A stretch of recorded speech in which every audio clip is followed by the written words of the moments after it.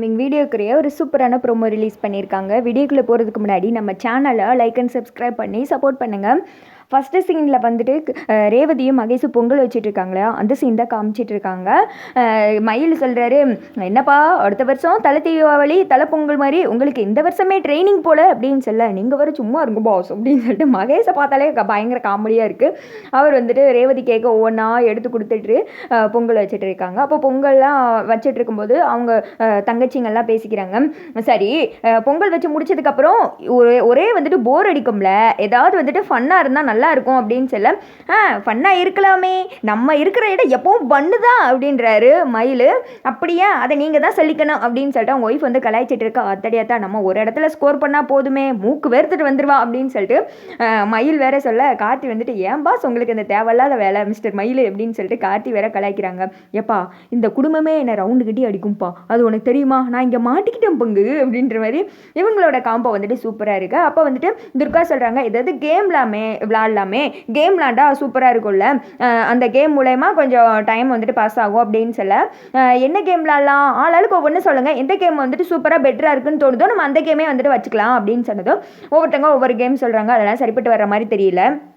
அப்போது இந்த பக்கம் வந்துட்டு மயில் சொல்கிறாரு, பேசாமல் நான் ஒரு கேம் சொல்கிறேன், அந்த கேம் சூப்பராக இருக்கும் அப்படின்னு சொல்ல, ஏங்க உங்களோட கேம் பற்றியெல்லாம் தெரியாதா, ஏதாவது முட்டாள்தனமாக தான் சொல்லுவீங்க அப்படின்னு சொல்லிட்டு அவங்க ஒய்ஃபு சொல்ல, ஏம்மா முதல்ல சொல்கிறேம்மா, அதுக்கடுத்து நல்லா இருக்கா இல்லையான்னு கேளுங்கம்மா அப்படின்னு சொன்னதும், சரி சரி சொல்லுங்கள் என்ன கேமு அப்படின்னு சொல்லிட்டு கேட்குறாங்க. நம்ம ஏன் கண்டுபிடிக்கிற கேம் வந்துட்டு விளையாடக்கூடாது, கண்டுபிடிச்சா அப்படின்னதும், அதாங்க கண்ணை பொத்திட்டு யாரை சொல்கிறோமோ அவங்கள வந்துட்டு கண்டுபிடிக்கணும்ல, கண்ணாம்பூச்சிங்க அப்படின்னு சொல்ல, இது கூட நல்லா இருக்கு, இந்த கேமே விளையாடலாம் அப்படின்னு சொல்லிடுறாங்க. பொங்கல்லாம் வச்சு முடிச்சுட்டு சாமிக்கெல்லாம் படைச்சிட்டு கும்பிட்டதுக்கப்புறம் எல்லாருமே ஹாலில் வந்து நின்றுட்டு இருக்காங்க. ஒவ்வொரு ஆளாக கெட்டி விட்டு உங்களத்தோடு ஏய் நான் இங்கே இருக்கேன் அப்படின்னு சொல்லிட்டு கத்தி பயங்கரமாக வந்துட்டு விளையாண்டுட்டு இருக்காங்க. அடுத்து ரேவதியோட டேன் வருது. அடுத்து நம்ம ரேவதி தான், அவளுக்கு கண்ணை கட்டி விட்டுருவோம், அவள் கரெக்டாக அவளோட மாப்பிள்ளையை வந்துட்டு கண்டுபிடிச்சிடணும், இங்கே பாருப்பா உன்னோட மாப்பிள்ளை எங்கே இருக்கான்னு பார்த்துக்கோ, அவரை கண்டுபிடிச்சிக்கோ அவ்வளோதான் அப்படின்னு சொல்லிட்டு தங்கச்சிங்கெல்லாம் கலாய்க்கிறாங்க. கட்டி விடுங்கடி அப்படின்னு சொல்லிட்டு ரேவதி கண்ணை கட்டி விட்டுறாங்க. ரேவதி வந்துட்டு எங்கே இருக்கீங்க அப்படின்னு சொல்லிட்டு அப்படியே கண்ணை அப்படியே தடவிக்கிட்டே வந்துட்டு போகிறாங்க. மகேஷ் வந்துட்டு ரேவதி நான் இங்கே இருக்கேன், இங்கே இப்போ என்ன பாரு அப்படின்னு சொல்ல, அதில் ஒரு இன்சிடென்ட் என்னென்னா, நம்ம ஹீரோ கார்த்தியும் க்ரீன் கலர் ஷர்ட்டு, அந்த திக்கும் மாப்பிள்ளை மகேஷும் க்ரீன் கலர் ஷர்ட்டு, இன்னும் ஒரு பொருத்தம்ப்பா அப்படின்ற மாதிரி இருக்குது. ரேவதி வந்துட்டு அங்கிட்ட கிட்டன்னு தடவி பார்க்குறாங்க. கார்த்திக்கு நேரம் வந்துட்டு ரேவதி கரெக்டாக நின்றுடுறாங்க.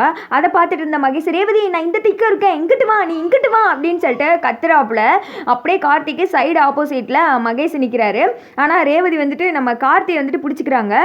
நான் கண்டுபிடிச்சிட்டேன், விடமாட்டேன் அப்படின்னு சொல்ல, விட்டுறாத அப்படின்ற மாதிரி மயில் பார்த்துட்டு இருக்காரு. இங்கிட்டு வந்துட்டு மகேஷ், ரேவதி நான் இங்கே இருக்கேன், நீ டிரைவர் பிடிச்சிருக்க ரேவதி அப்படின்னு சொல்லிட்டு கத்த. இதை பார்த்துட்டு இருந்த மாயாவுக்கு எரிச்சல் ஆரம்பிச்சிருது. பார்த்தையோ அப்படின்னு சொல்லிட்டு மகேஷை பார்த்து முறைக்கிறாங்க. மகேஷும் வந்துட்டு ரேவதி அப்படின்னு சொல்லிட்டு கத்த.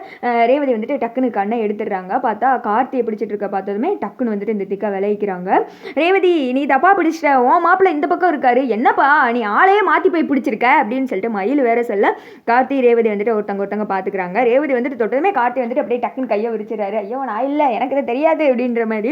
இங்கிட்டு வந்துட்டு சந்திரகலாக்கு அதெல்லாம் பார்த்து எரிச்சலாக இருக்குது. இவனை ஒரு இடத்துல வைக்கணும், வர இவனோட அதிகாரம் இந்த வீட்டில் ரொம்பலாம் ஆயிக்கிட்டு இருக்கு, சும்மா விடக்கூடாது அப்படின்னு சொல்லிட்டு அவங்களும் மாயாவும் வந்துட்டு குசுன்னு வந்துட்டு பேசிக்கிறாங்க. கார்த்தி வந்துட்டு இப்படியா நான் வந்து சிக்குவேன் அப்படின்னு சொல்லிட்டு பார்க்க, சாமுடி சரி அதை வந்துட்டு கேஷுவலாக எடுத்துக்கிட்டாங்க. சரி விடுங்க அடுத்த வேலையை பாருங்க, ரேவதி வந்துட்டு அவுட் ஆயிட்டா அப்படின்னு சொல்ல, ரேவதி வந்துட்டு சாரி மகேஷ் அப்படின்னு சொல்லிட்டு மகேஷை பார்த்து சொல்ல, இருக்கட்டும் ரேவதி அப்படின்றாரு அவர். அதோட பார்த்தீங்கன்னா வீடியோ வந்துட்டு முடிஞ்சிருது.